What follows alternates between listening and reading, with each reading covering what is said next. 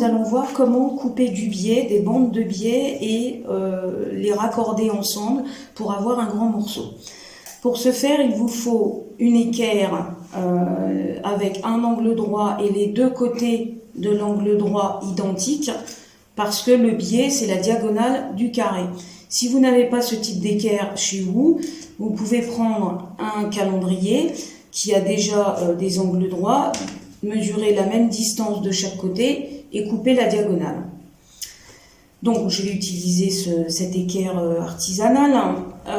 Sur votre tissu où vous avez un bord avec une lisière, si vous n'avez aucun bord avec un morceau de lisière pour prendre appui dessus, vous pouvez déchirer un morceau du tissu. Vous avez donc la lisière, le droit fil lisière et le droit fil trame.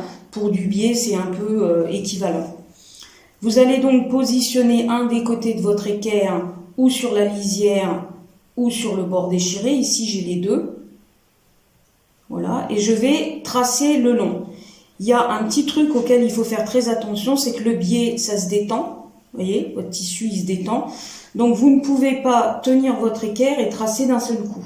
Il faut que vous teniez votre équerre, vous tracez là où vous avez vos doigts, vous déplacez votre main, vous continuez de tracer, vous redéplacez votre main, vous continuez de tracer, et ainsi de suite. Ici, vous avez donc votre premier trait. Il vous faut maintenant une largeur qui va être, on va dire, de 4 pour l'exemple qu'on a ici. Donc, où vous avez ce qu'on appelle la règle japonaise, où vous avez toutes les dimensions marquées dessus, vous vous positionnez votre trait ici sur le 4. Et comme la même méthode que je vous ai expliqué tout à l'heure, vous tracez, vous déplacez vos doigts, vous tracez, vous redéplacez, vous repositionnez votre règle au fur et à mesure et vous continuez de tracer. Si vous n'avez pas ce type de règle et que vous avez besoin de plusieurs bandes de biais, vous pouvez prendre une règle classique. Imaginons que vous ayez besoin de 4 ou 5 bandes. Là, je vais me poser, donc 3 x 4, 12.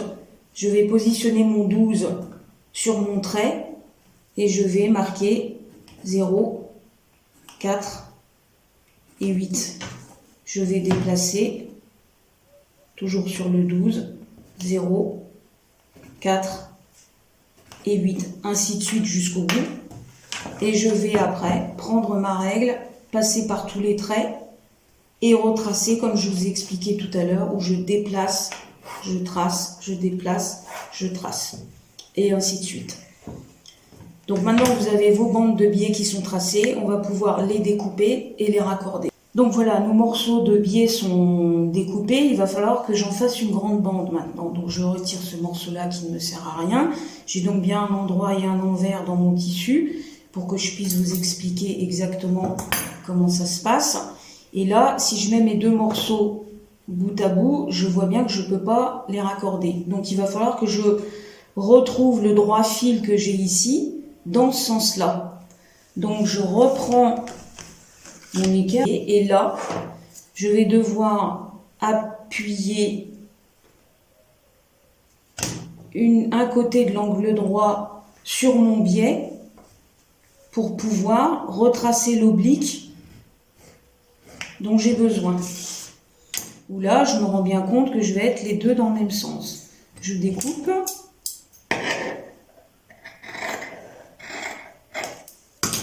Et c'est à ce niveau-là que tout le monde s'énerve pour savoir comment est-ce que je vais raccorder mon biais. Donc je vais retourner mes biais. Parce que vous savez bien que pour coudre, on se met toujours endroit contre endroit. Je vais prendre comme support une équerre.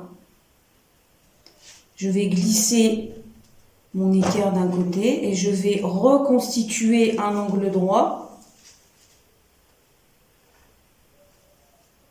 Vous voyez, j'ai reconstitué un angle droit avec mes deux morceaux de biais et il faut qu'ils se croisent de telle manière à ce que j'ai au moins une petite valeur de couture. Après, la valeur de couture en soi, on s'en fiche un peu.